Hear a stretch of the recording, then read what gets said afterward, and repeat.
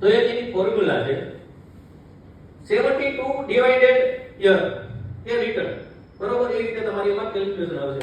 દાખલા તરીકે 72 ભાગ્યા જે તમને રિટર્ન મળે 15% રિટર્ન મળે તો 14.87. 14.87 માં તમે કરશો એટલે તમારે 5 વર્ષે ડબલ થશે.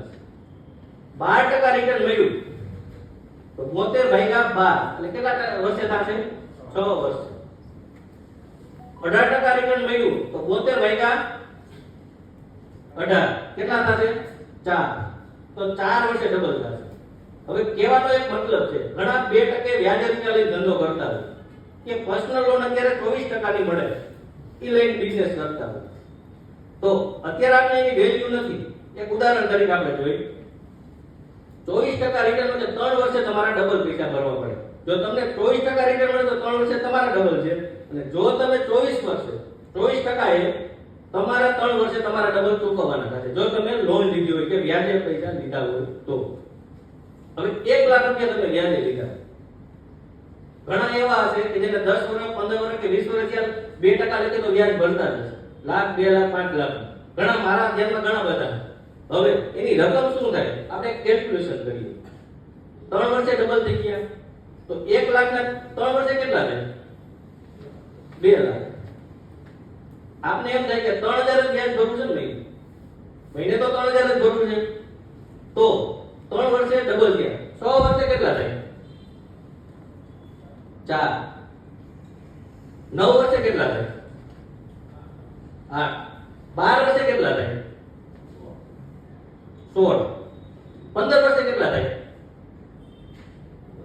32. 18 વર્ષે 64 અને 21 વર્ષે 128. 1 કરોડ ને 28 લાખ.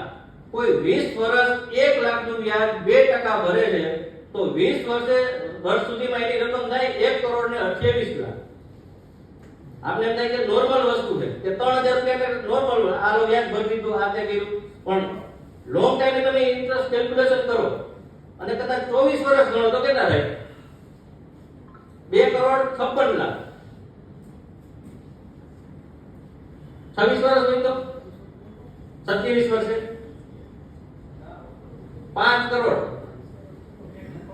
પણ 1 લાખ ની વેલ્યુ 25-26 વર્ષે આટલી થાય, પણ 2% વ્યાજ જેને આપણે નોર્મલ લાગે છે.